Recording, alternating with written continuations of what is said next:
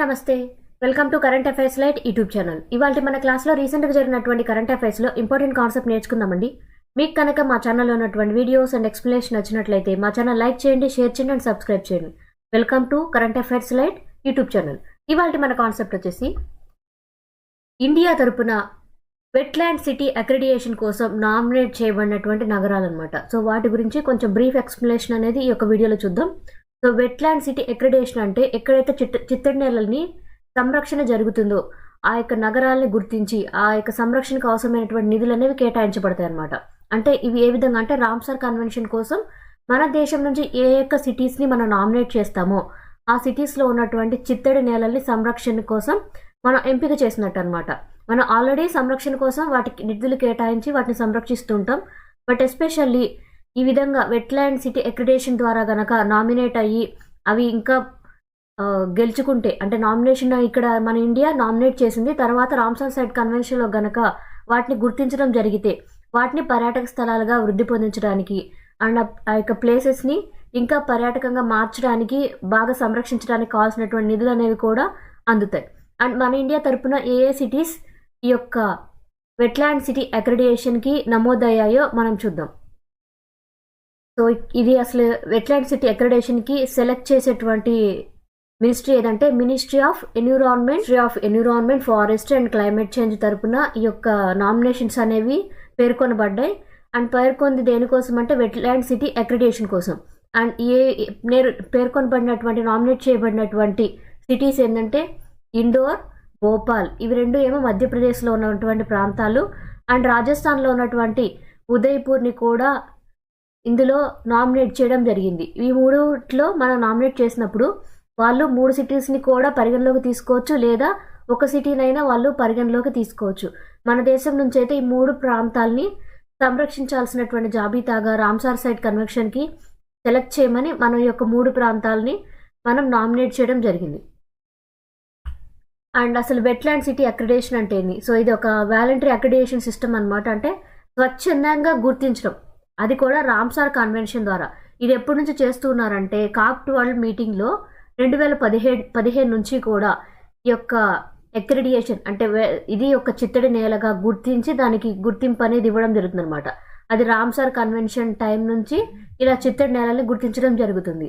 And ఇలా గుర్తించిన వాటికి ఏంటంటే అర్బన్ వెట్లాండ్స్ అంటే మనకి ఉన్నటువంటి ప్రదేశాల్లో ఏవైతే మన అర్బన్ పాపులేషన్కి దగ్గరగా ఉన్నటువంటి చిత్తడి నేలలు ఉంటాయో వాటిని ఎక్కువ ప్రయారిటీ ఇచ్చి రికగ్నైజ్ చేసి ఆ ప్రాంతాలని నష్టపోకుండా ఆ ప్రాంతం అనేది కనుమరుగవ్వకుండా కాపాడుతూ ఉంటారు. అండ్ దీని యొక్క లక్ష్యం ఏ విధంగా ఉంటుందంటే ఆ ప్రాంతాన్ని సంరక్షించడం, బెటర్గా వాడుకునే విధంగా చేయడం.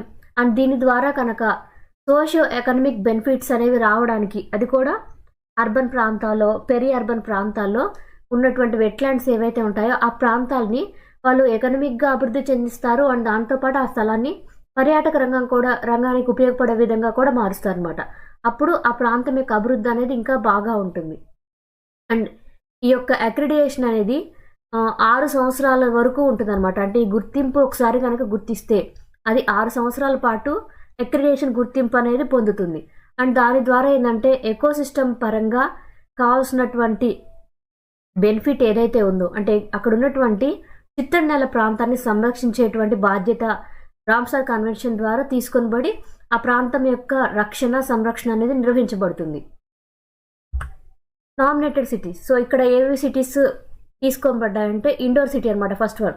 సో ఇండోర్ సిటీ అంటే మనకు తెలుసు మధ్యప్రదేశ్ ఏదైతే మధ్యప్రదేశ్లో ఉన్నటువంటి ఇండోర్ సిటీ అనేది క్లీనెస్ట్ సిటీ ఆఫ్ ఇండియాగా పేరుగాంచింది. ఎందుకంటే మన దేశంలో స్మార్ట్ సిటీ 2023 సంవత్సరానికి సంబంధించి శానిటేషన్ విభాగంలో ఇది ఫస్ట్ ప్లేస్ వచ్చిందనమాట. అండ్ ఈ యొక్క ఇండోర్ సిటీలో సిర్పూర్ లేక్ అనేది ఉంది. సో ఇది రామ్సార్ సైట్గా తీసుకున్నారు. అండ్ ఇక్కడ ఇది మళ్ళీ బర్డ్ శాంక్చురీగా కూడా ఉంది. సో ఈ బర్డ్ శాంక్చురీగా ఉండడం ద్వారా ఏంటంటే అక్కడికి చాలా ప్రాంతాల నుంచి పక్షులనే తరలి వచ్చి ఆ ప్రాంతంలో శీతాకాలం పాటు ఉండడానికి ఎక్కువగా ఆసక్తి చూపిస్తూ ఉంటాయి. సిర్పూర్ లేక్ ప్రాంతాన్ని కూడా ఈ యొక్క వెట్లాండ్ కన్వెన్షన్లో ఉంచిపోతున్నారు. అండ్ నియర్లీ 200 మంది వెట్లాండ్ మిత్రాస్ అనే వాళ్ళు ఎప్పుడూ కూడా ఈ యొక్క ప్రాంతం ఏదైతే ఉందో అంటే ఈ సిర్పూర్ లేక్ ప్రాంతం ఏదైతే ఉందో ఆ యొక్క ప్రాంతాన్ని సంరక్షించడానికి అండ్ అక్కడ ఉన్నటువంటి పక్షులు ఏవైతే ఉన్నాయో వాటిని సంరక్షించే బాధ్యతను తీసుకొని కన్జర్వేషన్ ప్రాసెస్ అనేది చేస్తూ ఉంటారు. అండ్ పర్టికులర్లీ ఇక్కడ ఎక్కువగా కనిపించేది ఏంటంటే సారస్ క్రేన్ అనమాట. సో సారస్ క్రేన్ని వాళ్ళు సంరక్షించేటువంటి బాధ్యత అనేది తీసుకొని, అంటే అవి వచ్చిన టైంలో వాటి యొక్క ఎకోసిస్టమ్ అనేది డిస్టర్బ్ అవ్వకుండా వాటి గుడ్లు పెట్టడానికి కానీ అవి ఉండడానికి కానీ నివాసయోగ్యంగా ఉండటానికి వాటికి అనువైన విధంగా ఉండేలాగా ఆ వెట్లాండ్స్ని కాపాడుతూ ఉండడానికి నియర్లీ 200 మంది వాలంటరీగా సర్వీస్ అనేది చేస్తూ ఉంటారు. భోపాల్ అనేది కూడా మధ్యప్రదేశ్ రాష్ట్రంలో ఉన్నటువంటి ఒక ప్లేస్ అనమాట. అండ్ ఈ యొక్క భోపాల్ సిటీ ఏదైతే ఉందో అది ఇండియా మొత్తం మీద క్లీనెస్ట్ సిటీగా పేరుగాంచింది. అండ్ ఇది ఏ విధంగా అంటే కన్జర్వేషన్ జోన్స్ ఎస్పెషల్ వెట్లాండ్స్ పరంగా తీసుకున్నటువంటి జాబితాలో 2031 సంవత్సరం కల్లా కూడా డ్రాఫ్ట్ సిటీ డెవలప్మెంట్ 2031ని దీన్ని అనువుగా మార్చుకొని ఈ యొక్క భోపాల్ నగరాన్ని ఇంకా బెటర్గా మార్చడానికి నిధులు అనేవి కేటాయిస్తున్నారు. అండ్ భోపాల్ సిటీలో ఉన్నటువంటి వెట్లాండ్ ఏంటంటే బొజ్ వెట్లాండ్ అనమాట. సో ఇక్కడ ఉన్నటువంటి బొజ్ వెట్లాండ్ ఏదైతే ఉందో అది ఒక రామ్సార్ సైట్గా ఉంది. అండ్ ఇది ఏ విధంగా అంటే ప్రపంచంలో కూడా, అంటే ప్రపంచవ్యాప్తంగా ఉన్నటువంటి వెట్లాండ్స్ అన్నింటిలో కూడా ఇంటర్ప్రిటేటర్ సెంటర్గా ఉంది. అంటే ఇది పసిఫిక్ ప్రాంతానికి అండ్ ఇటువైపు ఉన్నటువంటి ఆఫ్రికన్ తీర ప్రాంతానికి మధ్యలో మన దేశంలో ఉన్నటువంటి ప్రాంతాల్లో భోపాల్ అనేది వాతావరణ పరిస్థితుల్లో చాలా బెటర్గా ఉంటాయి అన్నమాట. అందుకోసం ఈ యొక్క ప్రాంతంలోకి, అంటే ఈ భోపాల్ సిటీలో ఉన్నటువంటి వెట్లాండ్ ఏదైతే ఉందో అక్కడికి ఆఫ్రికన్ సైడ్ నుంచి ఉన్నటువంటి పక్షులు వలస వస్తాయి. అండ్ పసిఫిక్ ప్రాంతం నుంచి కూడా మనకి పక్షులు అనేవి వలస వస్తాయి అన్నమాట. అలా ఈ యొక్క వెట్లాండ్ ఏదైతే ఉందో ఆ వెట్లాండ్ ప్రాంతం, భోజ్ వెట్లాండ్ ప్రాంతం అనేది ఎక్కువ శాతం రకరకాలైనటువంటి పక్షులతో ఎప్పుడు నిండి ఉంటుంది. అందుకే భోజ్ వెట్లాండ్ భోపాల్లో ఉన్నటువంటి దాన్ని ఈసారి నామినేట్ చేయడం జరిగింది.